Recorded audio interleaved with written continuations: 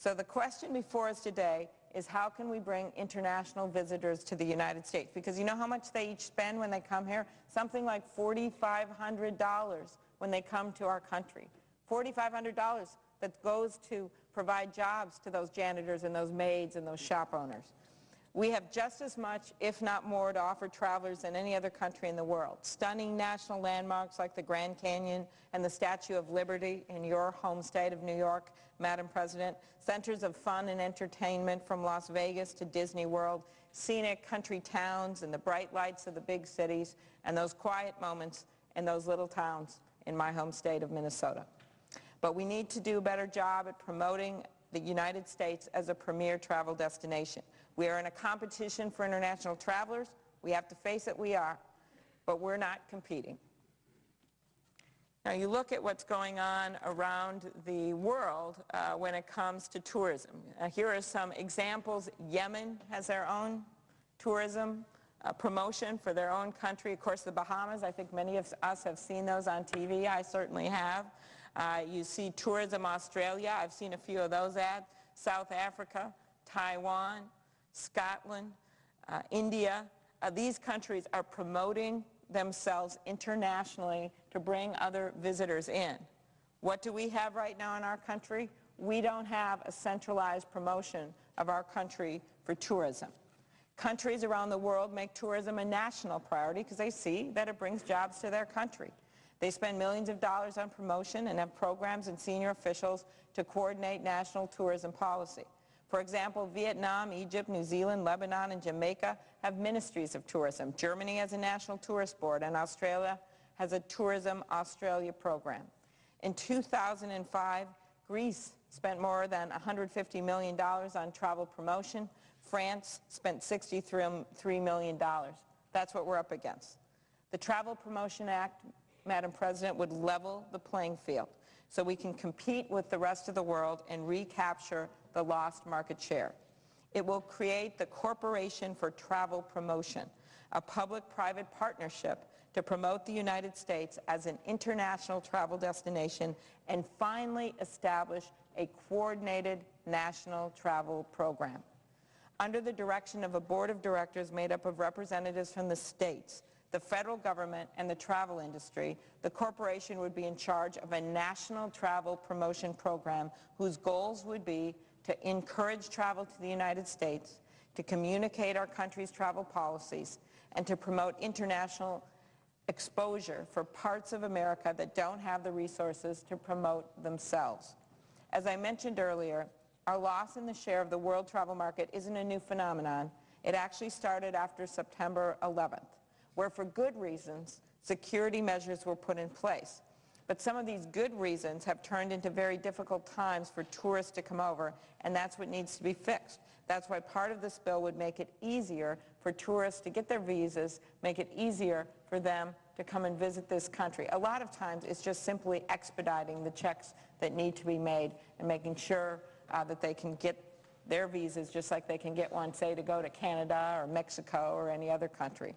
The bill will also establish the Office of Travel Promotion in the Department of Commerce to work with the Corporation for Travel Promotion and the Secretaries of State and Homeland Security to make sure that international visitors are processed efficiently. America is a country that wraps our arms around those that come to visit us, and this bill will make sure international visitors know that they are welcome and wanted.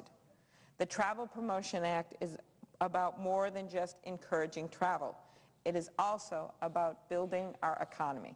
This bill is expected to bring in 1.6 million new international visitors each year, and since international visitors, as I've noted, spend an average of $4,500 per person while they're here, this is a huge boost to our economy.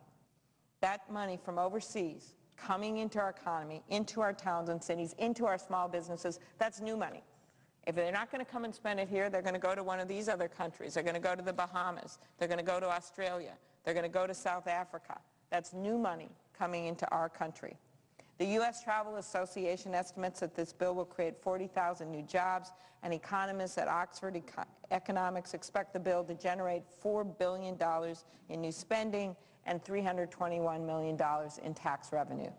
Just as important as how much it will generate is how much it will cost, which is zero for American taxpayers. This bill comes at no cost to the taxpayer. It will be paid for by a combination of private sector contributions and a $10 fee on international travelers entering the United States of America. Zero cost, big benefit. The Congressional Budget Office just released a report that estimates that this bill will reduce budget deficits by $425 million over the next 10 years. That is the bill pending before this body today.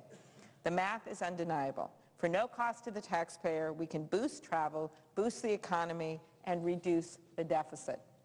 That's why this bill has such strong bipartisan support in the Senate. It also has the support of numerous organizations like the U.S. Travel Association, the U.S. Conference of Mayors, and the U.S. Chamber of Commerce. It has many newspaper endorsements. As you can see, newspapers in every part of the country support this legislation. I'll read just a few. The Sacramento Bee: the country needs to reclaim its status as a global magnet for visitors, even in the post-9/11 climate, and Congress can help by passing the Travel Promotion Act by the end of this year. The Dallas Morning News, September 6th: the Travel Promotion Act is a sensible first step toward putting the welcome mat back on America's doorstep.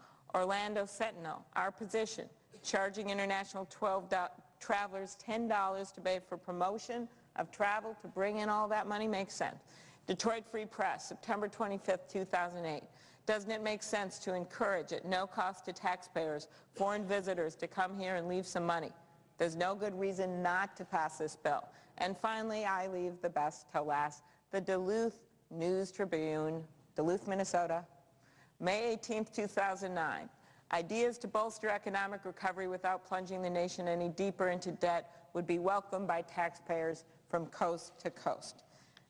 That is what we're talking about here. And I know firsthand how important it is, tourism, for the city of Duluth.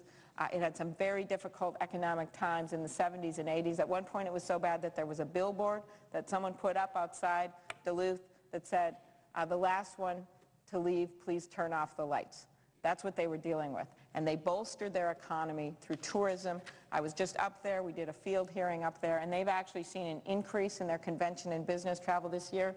Maybe a few people are going to places like Duluth, some businesses that are cutting back a little, but the important part of this is that you have one town, just like so many across the country, that has benefited from tourism. This is what we're talking about across the country. And one might wonder, why didn't this pass earlier? Why haven't we been able to get this through? I really can't answer that question. It makes no sense to me. Sometimes people don't want to talk about tourism because they think it doesn't seem as important. But when 1 out of 8 Americans are employed in this business, it is important. This bill's important. I urge my colleagues to support it. I hope that we can get it through intact. I hope that we will have a minimum amount of amendments and that we can simply do something good in a bipartisan way that will help the jobs in America, 1 out of 8 people employed. Thank you very much, Madam President. I yield the floor, and I note the absence of a quorum.